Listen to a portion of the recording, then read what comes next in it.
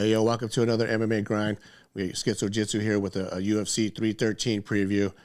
We got two of the very best light heavyweights in the world, with the champion Alex Poatan defending his light heavyweight bout against number one ranked contender Big Ink Magomed Ankalaev, which promises to be the stiffest test, the toughest test for Alex Pereira so far in his career, because Big Ink Magomed Ankalaev is pretty much the most rounded fighter probably in that division as far as his combat sambo background, you know, his wrestling, coming from Dagestan. Of course, I mean, you have to know wrestling if you're from Dagestan.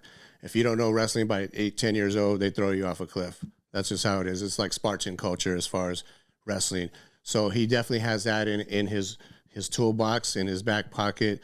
But let's not get it twisted. Magomed is a very dangerous striker as well. He's southpaw, throws really good counters. He got great check, right hook, left straight left combo, nice left high kicks, teeps to the body. So he has a lot of tools to give Alex Pereira a lot of problems, and I think vice versa as well. I think this is going to be the highest level striker that Ankalaev has faced in his career. He's got Volkan Ozdemir on his resume. He's got Johnny Walker, who's also a dangerous striker, but a little bit chinny, we all know. So, I mean, he definitely has had some tests as far as in the striking realm. But this is, I mean, obviously Alex Pereira, two-time, two-division Glory kickboxing champ, two-time, two-division UFC champ. So he's a double champ. So definitely the highest level striker that Magomed has faced up until this point. I mean, he hasn't faced him yet, but we're a day away from this fight, which is going to be crazy. Vegas is going to be going nuts. I'm so pumped up for this fight and this matchup. This is the matchup that everyone's been waiting for. Everyone's saying Big Ink should have been, he's kind of like the uncrowned king or champ of this division. He had one other opportunity to fight for the belt against Jan Blachowicz, and that ended up in a draw, which Dana White was pissed off. He was not impressed with that fight. I mean, Magomed, his legs got chewed up by Jan in the first couple of rounds, first 2 or 3 rounds. Resorted to that wrestling pedigree that he does have to just basically just to secure a draw. A lot of people thought Ankalaev won that fight, but either way, the fans were the ones that kind of lost because we didn't get a champion. You know, so they gave Jamal Hill, who was ranked 6th or 7th at the time, the fight against Glover Teixeira, made that for the vacant title, you know, for the light heavyweight bout at that time. That's a little history lesson of the division and this matchup and why, you know, a lot of people thought Ankalaev should have been crowned back then. But nevertheless, we're here now, you know, so this is the test. There's been a lot of talk that UFC is protecting Alex Pereira, you know, Alex is ducking him, this and that. But obviously, you know, from what Alex Pereira says, he asked for this fight even before the Khalil Roundtree fight on 49 days notice or something like that, after the second fight with Yuri when he knocked him out in the second round. So, I mean, definitely, you know, Poatan has made a huge splash. He's definitely in my opinion, he's the biggest, in most people's opinion, I would think, he's the biggest UFC star right now, other than Conor McGregor, who's been on the sideline for years. But Alex Poatan, he goes to a Drake concert. No matter where he's at, all you hear is Chama, Chama. Everyone's chanting. He's a huge star. I mean, his rise is legendary. I mean, just 3 or 4 years, less than 4 years in the UFC, and he's already a 2-time champ. And people are talking about possibly moving up to get a 3rd bout in heavyweight after this fight. If he can get past Ankalaev, even actually if he doesn't get past Ankalaev, maybe he could still move up because, you know, after coming off the knockout loss to Izzy is when he moved up to light heavyweight, you know, so which obviously I feel like he's more comfortable at this division as far as the weight cut. He looks super sucked up at 185. Chin's probably not the same, power probably not the same, and he was still able to secure that belt. But 205, it seems like his chin's been held up a little better. He still looked a little bit drawn today. They had weigh-ins earlier. They both weighed in at championship weight, 205 apiece. So, I mean, it's pretty evenly matched. I mean, when you look at it, I mean, you know, both these guys are huge freaking light heavyweights. I would say Ankalaev's a little bit smaller. I mean, he's 6'3". Pereira's listed at 6'4", but he does look giant. You know, he looks a little bit bigger. He's going to have a reach advantage, either 79 or 80. I see different reports, inch reach for Alex Pereira to 75 for Magomed. So he still has a pretty decent reach himself, and he has a longer leg reach, 46 to 44. So, and both these guys are going to be well over 225 pounds, 220-ish. at least at fight time. As soon as this fight goes on, and I don't know. Let's look a little closer to actually the stats. I mean, significant strike wise. I mean, you got Alex Pereira landing 5.46 strikes a minute. I mean, a lot of those are those little fillers he throws, those little quick leg kicks, his jab to the body, just keeping it busy, just having all these freaking weapons to utilize and make you think about, and just touching you, just kind of like a Nick Diaz back in the day against BJ Penn, just constantly touching you, just boom, boom, with something, little pity pat shots. I mean, but with him, he's got like steel for bone, so everything hurts, so it's like, so he's doing these little, everything seems like it's a significant strike with Alex Pereira. But you got 5 to 3.64 for Magomed, which is not bad for a light heavyweight. He stays pretty busy. And obviously he has a threat of the wrestling. He doesn't wrestle a whole lot. Like I said, he had to resort back against Jan. But I mean, there's been other times where he has been compromised, like against Thiago Santos. He got rocked, but he didn't go to his wrestling. He ended up finishing Thiago. So I mean, he has dealt with some adversity. The one loss on his record, he's 20-1, I believe. With only the one loss, and that was his first fight against Paul Craig with a last Hail Mary last second triangle choke that he put himself in. He put himself in danger there. Both these guys have pretty good defense, 55% to 58 for Magomed. He will have the advantage there with the defense. So, because he stays a little bit more safe and more like a structured striker, kind of just, more like a boxer, got some little head movement, some in and out. He darts in. He's really quick with his feet.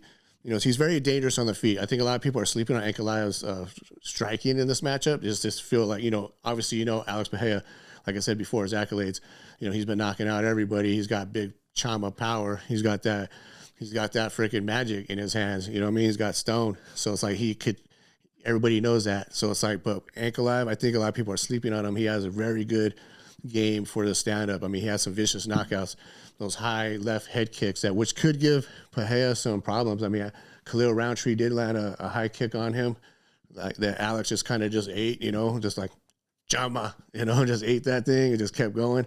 Ultimately he was able to put on a pace and finish Khalil Roundtree, which is another factor that I think a lot of people do overlook is Alex Pereira's cardio. Mind you, he was not wrestling. He was in his comfort zone as far as striking, but still to be doing what he does in the fourth round, looking just as sharp or even more sharp and stronger and faster or just as fast in the later rounds. The fourth, he knocked out Izzy or TKO'd Izzy in the fifth round. I mean, Jan Blachowicz, that was a very close fight at altitude, which he did get wrestled. He got out wrestled in the first round, got held down basically the whole round, and had big Jan on his back going for chokes. He survived that. At the end of that fight, I mean, regardless of what you think the decision was, like if it was Jan, a lot of people did think Jan won that fight. It was very close. It could have went either way, 2 or 3, no robbery whatsoever. I was there live, UFC 291, and I did think Jan at first. I was like, damn, I think Jan got this. But that was based on the first round. After the first round, Jan kind of gassed himself out with wrestling, which could come into play here. Like maybe Ankalaev, he tries to wrestle a little too much, and he's not used to wrestling for 25 minutes. This is 5 rounds, 25 minutes. Let's not forget, it's not 3 rounds, altitude or not. It's going to be, wrestling is hard, very tiring. So if Ankalaev makes that mistake and tries to wrestle too much and doesn't have a lot of success as far as ground and pound or submission attempts, maybe just kind of, it takes a lot of strength to hold a big, strong guy down.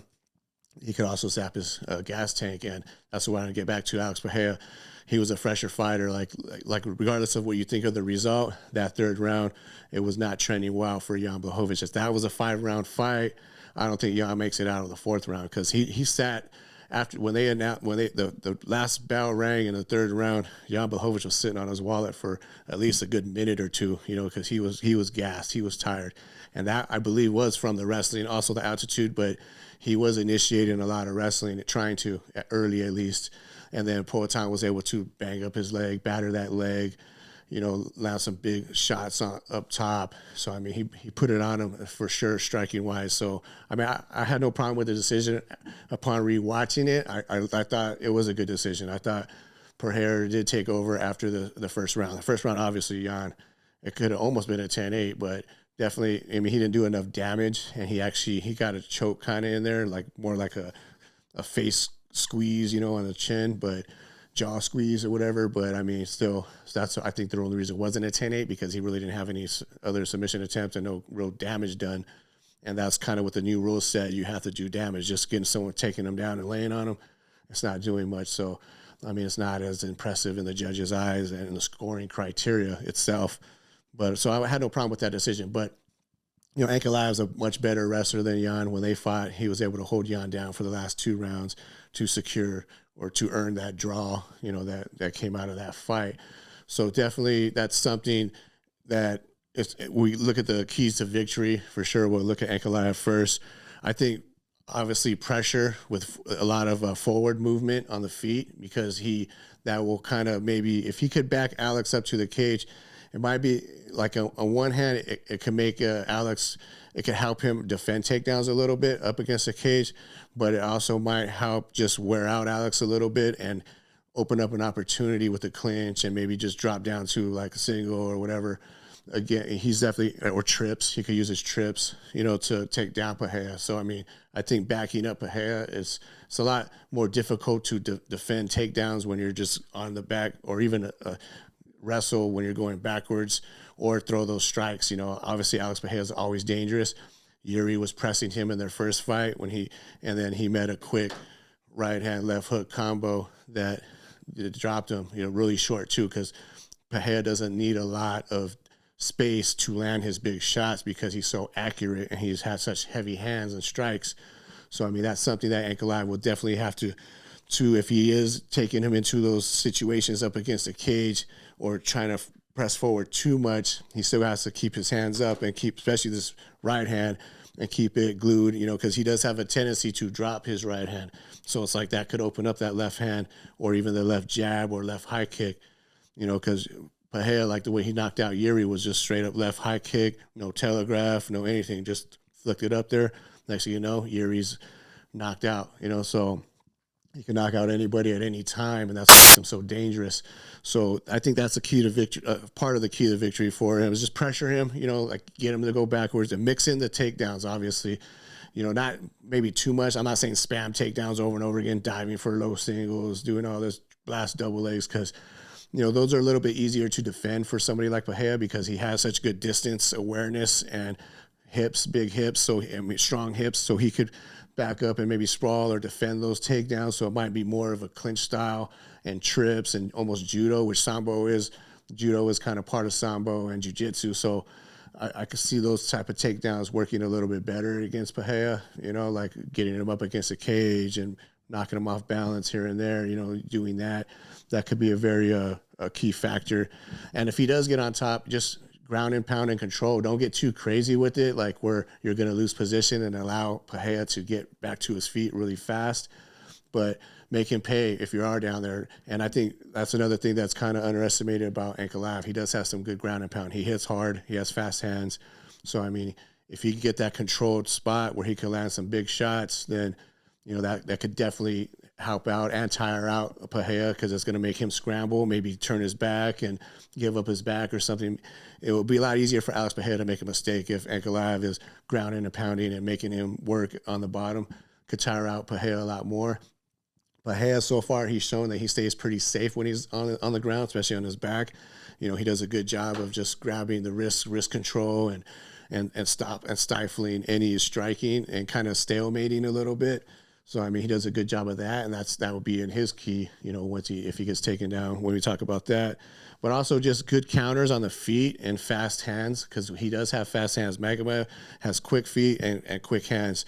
So, I mean, he's got to do it. Like Khalil Roundtree, he's also a southpaw. Alex Pereira's last fight, he was able to land some shots with that left hand, with that straight left, which obviously the foot position is also going to be a battle here for that outside spot. You got orthodox, you have southpaws. They're always going to battle for that foot position, that outside, because that's going to leave you, if you're on your left side's on the outside, it's going to leave a straighter shot for your power punch, your right hand.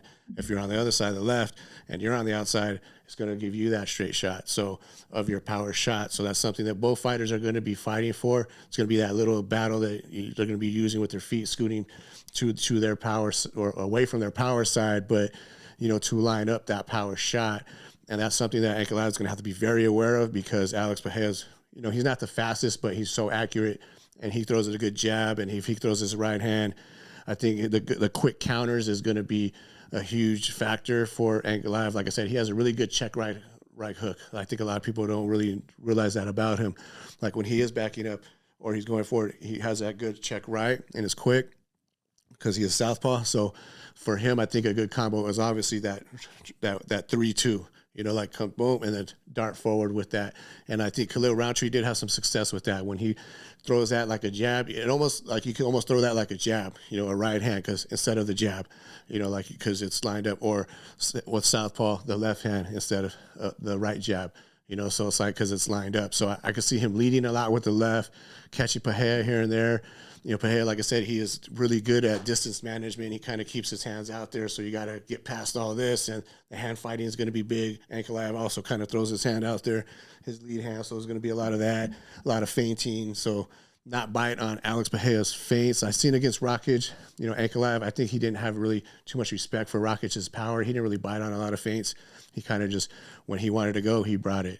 He would just go, and then just Rakic was running the whole time, kind of going backwards and evading. He wasn't really engaging so much. So Pereira is going to engage. He's not going to run, but he's going to use a lot of lateral movements, like just side to side, circling basically, doing that little circle type thing and just easing his way. And what he likes to do, he likes to feint, get a reaction out of you, step just enough, just right out of your range, and then come right back with his. And he's usually a longer fighter as far as his reach, so he's going to be able to take advantage of that. So that's another thing Ankalaev is going to have to be aware of, not overcommit too much on punches and drop that, because he has a tendency to drop that right hand, like I said before, when he's throwing that left. So if he's missing that left, or Alex Pereira is able to time that, then he can land his left hook, his signature punch first, or the straight right, jabs to the body, the high head kick. So, I mean, there's a lot. That's one of the things that opens up when it's orthodox versus southpaw, is those body kicks of your power leg and the high kicks. So both fighters are going to definitely have to be, weary of that for sure. And, so I think that he's going to have to do something. I think more straight punches than anything. That's what's really important here, is just getting to the target first and fast and often. That could kind of back up Pereira more, and he's not going to be as dangerous going backwards. Like if he's in the center of the cage, just doing that dance and doing his feint game and throwing those little feelers out there, leg kicks and body jabs, and getting reactions out of you, that's when he's at his best and coming forward, and if backing up Ankalaev as well. So you want to be coming forward, but you also want to just kind of touch him quick as you can type thing and get out of there. And also, I think he's going to have to do something about the leg kicks. I mean, it might be he's going to eat some leg kicks, that's for sure. I don't think you worry so much about checking him, more about countering. So it's like if you get, because like Alex Pereira against southpaws, you have noticed he still does throw a lot of lead leg kicks to the outside calf area, the low calf kick. He's not throwing shin to shin type stuff like Jan was able to damage Ankalaev's legs when they fought. He was throwing a lot of shin to shin stuff with the inside leg kicks, because their stance. But I think if anything, Alex Pereira will probably throw a little more outside leg kicks. And I see what he does a lot. He tried this a lot. He tried this often against Khalil Roundtree. He was throwing a low, lead leg kick and coming up high up top with the right head kick. But Khalil being a little bit shorter, he wasn't landing it very often, and he was blocking him as well.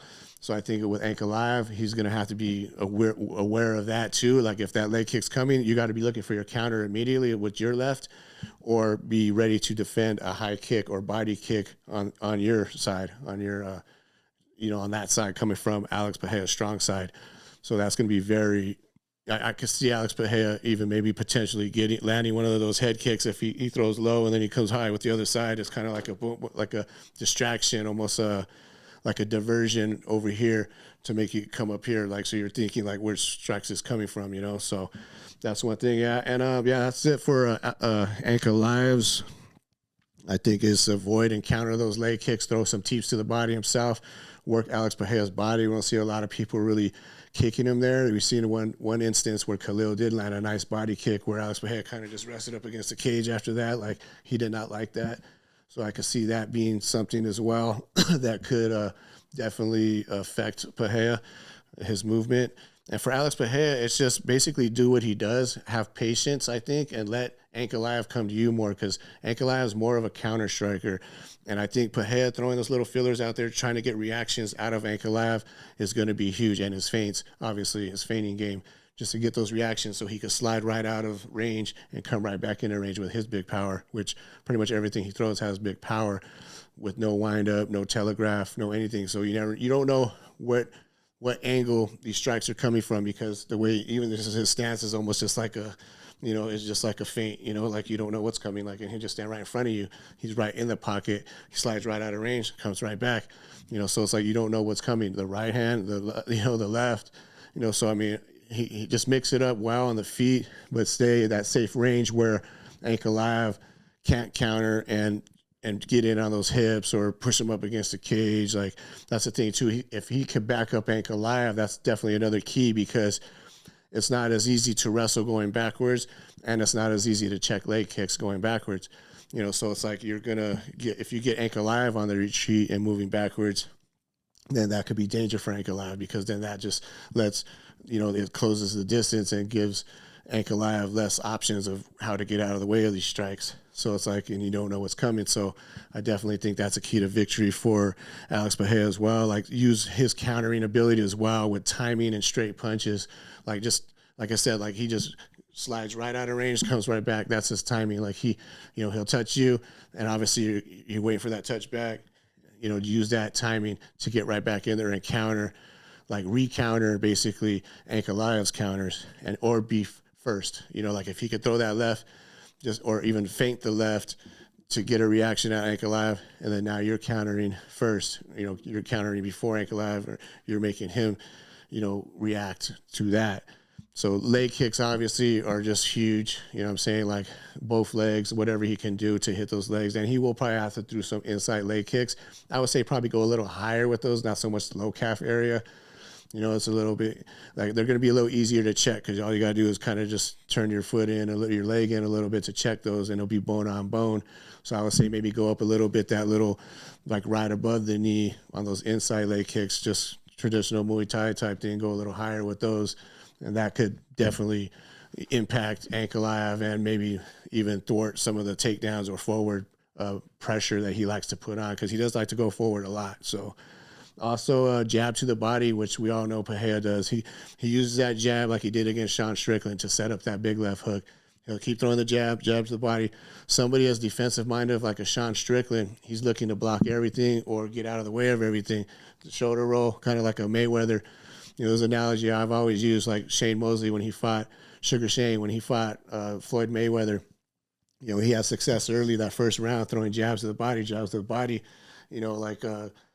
Everybody headhunts on Mayweather, and that's a mistake, because he could just sit back and he shoulder rolls that right hand, left hooks and jabs. He kind of keeps his hand here, kind of like a windshield wiper type defense. He's going back and forth right here. Okay, well, that's kind of like what Sean Strickland does, but to be able to, but he always tries to peel off those body shots, so the jabs, he'll try to peel it off that way, which opens up that right hand. So that's kind of what happened with Mayweather, like Sugar Shane was throwing that jab, Mayweather's constantly trying to peel it off his body, and then so he feinted the jab, came over the top of the right hand and left him wide open for that right hand that he didn't see coming, wobbled his legs, but then he got right hand happy. And just without setting up with that jab, and Mayweather, you can't have one weapon against somebody like a Mayweather. He was able to just take over from that point on. And by the end of that round, he already had Shane Mosley backing up. So, I mean, kind of like the same thing with Sean Strickland. Like, go back to that, Alex Pereira setting up with that body jab, body jab. So then, instead of jabbing this time, you get a little rhythm going, a little timing thing going. And now instead of jabbing, I'm coming over the top with that, because he don't need a lot of space. These punches are coming from the same area. They're coming from the hips. They're not coming from like this, boom, a jab. They're coming from the hips.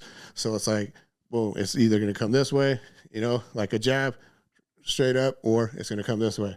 So it's like, you get them thinking one thing, it's a misdirection, like in football or something, and then you come up top instead. And that's how he was able to catch Sean Strickland. And that's how he sets up that a lot. Very nice.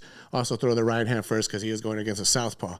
Use that right hand like a jab, if you get that outside position and Ankalaev is going to try and throw something, he's going to probably try to throw his check right. But if you can land that first, and then that as soon as that right hand of Ankalaev drops, then you come over with basically the 3-2, come over with your quick left hook over the top or left high kick, whichever, like I said, Alex Pereira, both these guys have so many weapons to choose from. You don't know what's coming, is misdirection, go body, go head, go legs. I mean, it's go takedown. I mean, so there's definitely a lot of danger for both these men in this one. And also, yeah, like I said, use that straight right to throw the left hook, work the body, obviously with the jabs, jab to the body. But I'm thinking also like throw a lot of body kicks from your strong leg, from your back leg, feint, use the feints, get a reaction out of Ankalaev, and then throw those body kicks because it will be open with a body from both fighters. So the left body kick for Ankalaev will be there. The right body kick from Alex Pereira will be there. Their strong legs. So I definitely think you need to work that if you're Alex Pereira and want to get him moving backwards and compromising his gas tank a little bit. Because especially if Ankalaev is going to try to wrestle, then you're going to have to try to zap his gas tank so he won't want to just keep wrestling because it's tiring. You got 5 rounds here. Like I said, once again, stay safe on the ground. That's if Alex Pereira does get taken down, stay safe. Do what you do. You tie up the hands, get that like overwrap on the back of the neck, kind of just hang on and make Ankalaev work for being on top and trying to scoot your butt back to get to the cage, use the cage to get up when you can, but stay safe. It's like stay safe on the ground. Don't turn your back. Don't give Ankalaev your back because I think he's a different grappler with a Sambo background. They flow a lot, I think, more cohesively when it comes to wrestling, jiu-jitsu, and judo. Like it's all kind of mixed into one art, Sambo. So it's kind of like they use the wrestling, then and judo, and then they transition to jiu-jitsu very well. Like a lot of wrestlers, they have that top-heavy position, but they don't really transition to the submission game as well. Sambo guys do. Jan Blachowicz, like he had that rear naked choke in the first round that he was going for, but it was a little bit kind of just you knew what he was going to do. Like, I don't think Alex Pereira definitely does not want to give up his back against Ankalaev because I think it'll be a different animal on his back, and he'll be able to probably sink in a choke or work on that or just serve him some shots from the back, too, with his vicious ground and pound. So definitely just stay safe on the ground and control your cardio because it's a lot tiring if you're trying to muscle out of stuff and get up, give up your back, and now you got a heavier guy on you. Now you're carrying his weight. So you want to just get up when you can get up. When you can explode and get up, but also use technique as well and try to open that door for you to get up. Wait for the opening and also go through the door when it is open and get up. Use the cage, whatever you have to do, but just control your own cardio because it is tiring. And, we'll see who has a better cardio. They both have good cardio. Ankalaev hasn't been in a lot of 5-round fights. Pereira has, I think, he definitely has more experience in 5-rounders. He typically doesn't take 5 rounds. He's only went to the distance twice, I think, in his whole career in the UFC. All the rest have been finishes. The knockout loss to Izzy, and then the rest, he's finished. So, yeah, that and just work on those get-ups and keep the pressure on the feet. Like I'm saying, that's just the huge key. I can't stress that enough because that'll kind of stifle if Ankalaev is trying to come up with a wrestling heavy attack. Just stifle that attack by making Ankalaev move backwards. Own that center of the cage immediately. Don't get backed up. Don't get on the run like Rakic. And I think Rakic was a little gun shy, and he was telegraphing a lot of high kicks, which I think the high kicks could have been there if he had been doing some other things to set them up. And the body kicks, he just kind of was doing a lot of leg kicks. And Ankalaev has improved a lot. He did check the inside leg kicks, but he still was getting hit with a lot of leg kicks. He actually got outstruck by Rakic in that fight, and it was like a 29-28 decision. So it wasn't the most impressive fight. I kind of would have liked to see Ankalaev take Rakic down and do some ground and pound, change it up. I know he gets a lot of hate for being a boring fighter or something like that, but mix it up and get the win in a more dominating fashion than he did against Rakic. It was obvious Ankalaev won the fight. We all knew it wasn't a question, but it wasn't as dominating as it could have been or exciting.